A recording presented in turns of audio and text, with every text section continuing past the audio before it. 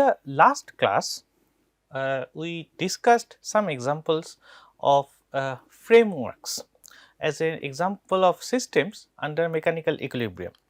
In that case, the emphasis on the examples that we learned, the emphasis was on to calculate the unknown forces at the support, the contact forces at the support or the tension forces along the beam or an element of a truss. Today, we are going to look at a slightly different question. So, we are going to ask what, given a system of framework or a truss, and there are a lot of unknown forces which are the forces that are acting on the joint or a contact or a support, or the forces, the tensions, the internal forces that is acting on the beam. So, these are the unknown forces. Only thing we know is the external load acting on the framework and maybe the weight of the load itself. So, we asked now that what is the condition that we can determine all these unknown contact forces or tension forces uniquely. So, what is the general principle? So, the general mathematical principle is very simple. So, if you have the number of this a bunch of unknown forces, then you need to supply some equations, and if you have enough number of equations, then you can solve this equation and get the find the unknown forces. So, that is the principle. So, what are the sources of these equations? So, suppose this truss or a framework is made of n joints.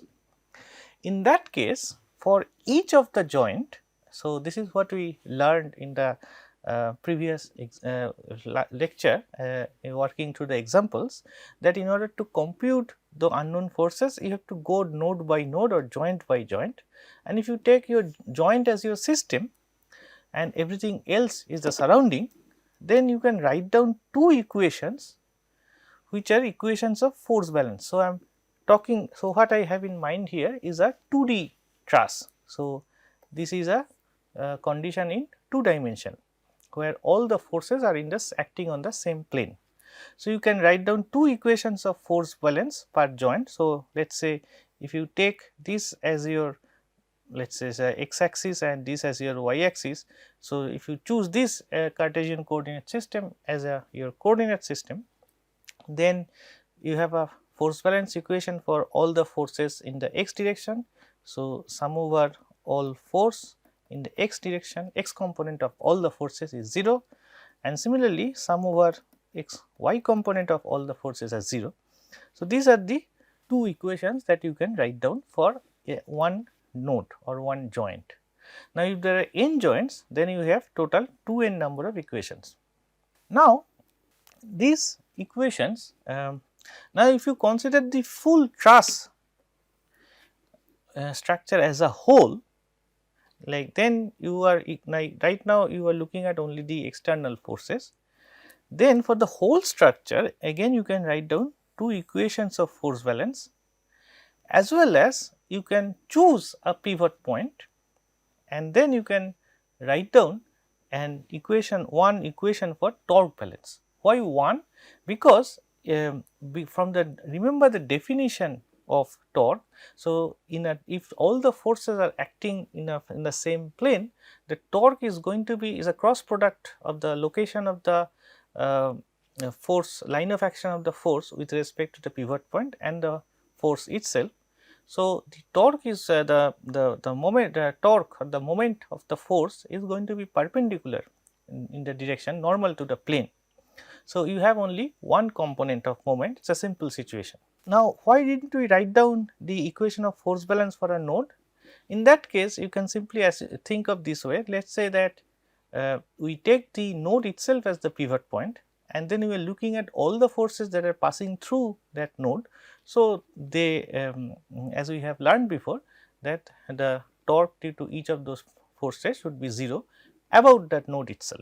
So, the point is that for the entire truss structure, then you have two equations of force balance and one equation of torque balance, so total 3 equations. Now, these 3 equations, because you can sort of write down the these 2n equations for each node, then these 3 equations are sort of not independent. For if you sort of combine all the total 2n equations for each of the node, then you can show that you will it also already includes these equations of force balance. So, this we have seen in the example that we have worked out last time.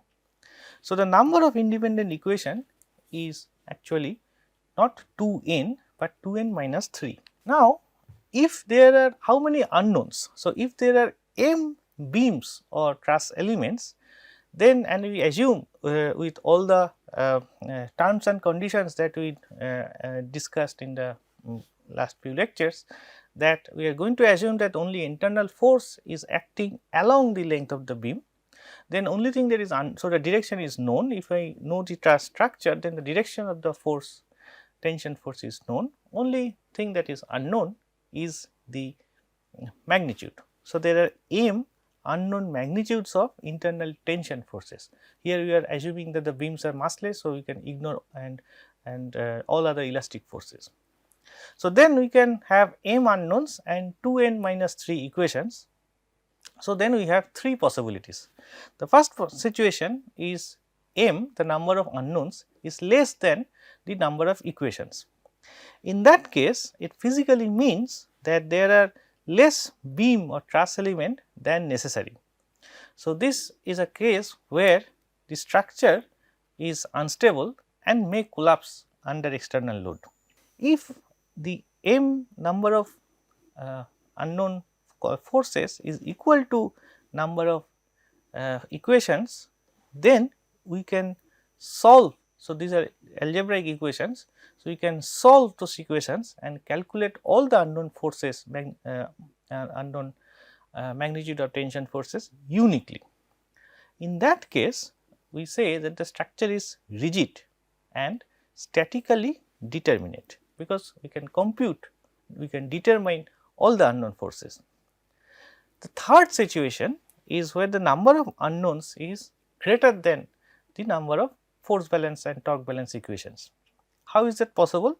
It basically means that there are more beams than necessary. So, the minimum number of beams that is necessary to make the structure rigid, or rigid means in the sense that it can support the external load, but then you can always add more beam elements given this minimum structure, and then you have you arrive at the situation where m, the number of unknowns, is bigger than the number of equations, which means that some of those beams are redundant. That means that if you remove some of the beams, the structure will not collapse. In this case, all internal forces cannot be determined uniquely, because you have more number of unknowns. So, this situation is called statically indeterminate. Now, here I want to sort of mention a nice bit of history, and this is something that I want to say because it illustrates nicely the relation between the engineering point of view and the physics point of view. So, this the framework, as you know, designing a framework and suspension bridges, roofs, etc., are very old. So, it is a very old engineering problem, and engineers like civil engineers and mechanical engineers who have the task of building those structures. So, they are focused, or they are interested to know that what are the forces acting at each of the support, how much force a support can withstand, and so on. Now, there is a Maxwell, James Clerk Maxwell. He was a famous physicist. So, those of so he is the same Maxwell who you studied in the Maxwell's laws of electricity and magnetism, and those of you who are taking thermodynamics and statistical mechanics course, they will be studying about Maxwell's relations. So, it is the same Maxwell. So, he considered this problem and he wrote a famous paper which is very old, published in 1864 in Philosophical Magazine, and I have provided the link so that if you are interested you can go and check that paper. It is available in online. So, he considered this same problem on the calculation of the equilibrium and stiffness of frames. So, frame is same as truss, but his focus was on a different question. So, this he posed an interesting question. So, he was not interested in calculating each individual unknown contact force, but he was interested in sort of devise a general principle by which you can address this question. So, his first question is that what is the minimum number of sticks required per joint to make the whole framework stiff. So, this is a kind of typical question that physics point of view. So, physicists always try to work out try to find out a general principle which can apply to all situations, whereas engineering point of view is to take a specific example and find out the specific design criteria, or for a particular design the specific like solving the unknowns. And he went on, and then he sort of gave a general method of how to solve this problem. If you look at from a general physical point of view, which is applicable to all sorts of design, which any framework. Now, I mentioned this thing because in modern times there is this particular approach, and this. So, let me mention this. So, this particular criteria that we found discussed. So, this is nowadays called Maxwell's criterion. So, now I mention one more example from not from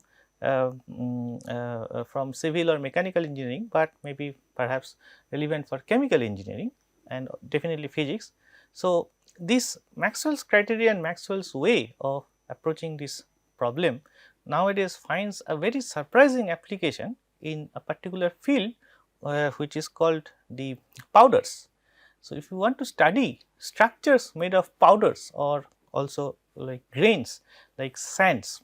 So, sands and powders are very common material, it is there everywhere around us, but they are somewhat unusual form of matter.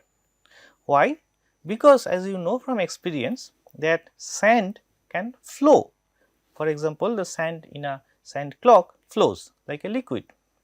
However, if you put a lot of sands in a high density packing, then they can also form rigid structure such as a heap of sand, like a heap of rice or heap of food grains.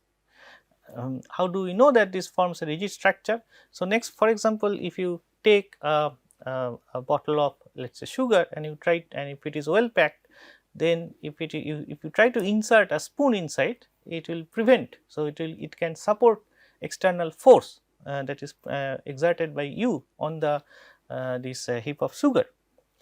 So, they, in that sense they are rigid, and this is also a picture of a sand art, which is so definitely a rigid structure. Now, these kinds of materials, so sand is an example of a powdered material. So, powdered materials are very important. For example, let us say because a lot of chemicals are produced in a powdered form, such as cements, or even if you take a like the capsule, the medicine that you take as a capsule, the medicine is put in the capsule in powdered form. So, it is an important question in those kind of situations from practical point of view, is that under what condition a powder will behave like a solid or a rigid body, and under what condition it will behave as a liquid, and or that is it can flow. Now, I must mention one more thing, that sands or powders are not conventional liquids like water, because their flow properties are very different from a typical liquid like water. They are also not a conventional solid in the sense that remains a solid body only when you can sort of compress them enough so that they achieve a high enough density, and you have to held them in a rigid form by external force. If you remove those external forces, then they may fall apart and they no longer behave as a solid. So, this is a different from your usual solids that you see around you, but they are very important engineering materials. So, for like from chemical engineering perhaps, and because of these interesting properties, they are also very interesting for physicists to study. And in this case, the method that we learned about truss or framework has an analogy in this case. So, what I show here is a simplified model of a granular material. So, think each grain like a sand, the different grains has different shape. So, here I am each grain is represented by same shape, they are all spheres, or let us say if you think 2D, they are all discs, and the red lines are, so when the two discs are in contact, they form a contact force. So, these red lines represents the contact force, and thicker the line, the bigger is the magnitude of this force, and the direction of the force is assumed to be along the line joining the center of two discs. Now, you can, if you look at this picture of the forces, so you can see that they actually look like a truss or a framework, and in fact you can use the same sort of analysis to sort of get to use these force balance conditions etc., to analyze the condition of rigidity of or properties of this kind of granular structure from our truss point of view. So, this is something I wanted to mention, because usually when you think about truss or framework, you think about something like a crane or a bridge or some such man-made structures, but here I show that this kind of concepts can also be used to study various natural phenomena such as the properties of granular matter. So, now we want to discuss another important point about the truss. So far what we assumed, the problems that we worked out, we assumed that these external loads are acted as a single point, such as for example, so we had this the bridge and there was a car on the bridge, and we assumed that the car is acting at one of the joints. But in many real life situation, this is not very realistic. So, more common perhaps will be that these external loads are distributed over a region. So, there is a distribution of external load. For example, here are few simple examples. Let us say this block represents a beam, and then these red arrows represents the profile of the external load. So, in the this case, as you can see that the all arrows are of same height, that means the external load is uniform and it is distributed over a length L.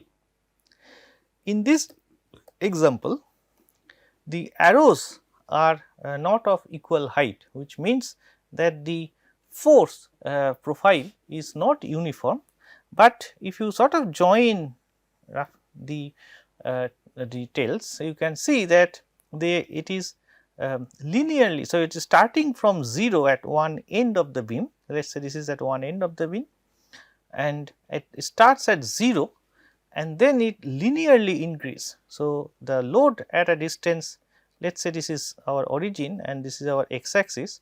So, then the load at a distance x is proportional to the distance from the end. And this is a slightly more complicated example. So, here is again the load is increasing linearly with the distance from one end. However, in this case the difference is that in this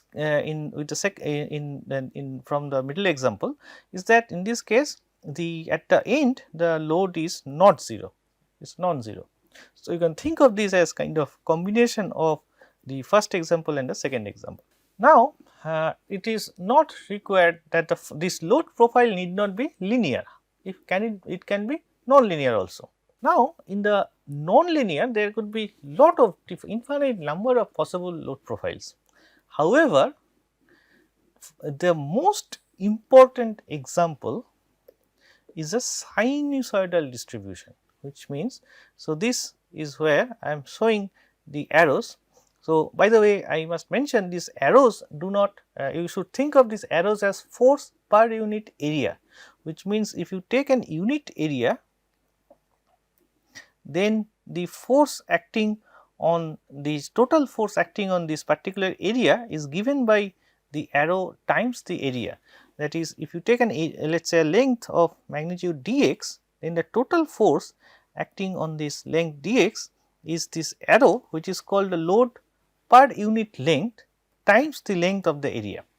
So, this is the meaning of this profile. So, this arrows represents the load, external load per unit length. So, here it follows a sine curve. So, sine curve and cosine curves are equivalent. So, I am assuming sine curve. So, why sine is the most important example? Because of a very powerful and wonderful mathematical theorem called Fourier series analysis. What is that theorem? So, I am going to, so you learn this theory about Fourier series in other courses. So, I am just going to state that the general principle of that any complicated function f(x), any complicated nonlinear function, something like this, can be described by an infinite series or sum of sine and cosine functions. So, you can always analyze them in as a kind in terms of components. So, each each component is a sine profile or a cosine profile with appropriate coefficients, provided the function f(x) satisfies certain mathematical condition. So, if we know the sine and if we understand the sine and cosine profile, then by combining them we can understand any nonlinear profile. One more thing is that when we sort of look at this kind of situations of distributed force, like the nature of, we found that the support, there are different designs of support. Similarly, that is also true if you have a beam. So, for example, this is a beam which is one end is sort of pin joint and the other end is a roller. So, this is supported at both ends. This beam is called cantilever. So, it is supported at one end and the other part is hanging in the air. And then you can have more complicated, and this red arrow is again showing the external load. So, and again you can have a combination of them and have more important design. So, the question is, so what are I interested in this kind of this kind of situation? So, the question that we can analyze the so there could be of course different types of question, but what we are interested in is that given the so we want to interested in calculating the force on the joint. So, there is a practical engineering question. Now, given the external load, and this external load is distributed over an area. So, what we want to do is that we want to replace this force distribution by a single equivalent force with the same magnitude. So, we want to know that what is the magnitude and direction and line of action of the equivalent force, and we want to calculate, and in order to do that we want to calculate the moment that this force is generating, and the equivalent means that it will be clear in the moment. So, these are the things I am interested to know. So, we want to calculate the total torque generated by a distribution of load, and it is easier to do that. A simple trick is to if you can replace this distribution of load by a single equivalent force acting at a single point, and how to do that. So, this is the question. So, this is the question that we are going to analyze in the next lecture. Thank you.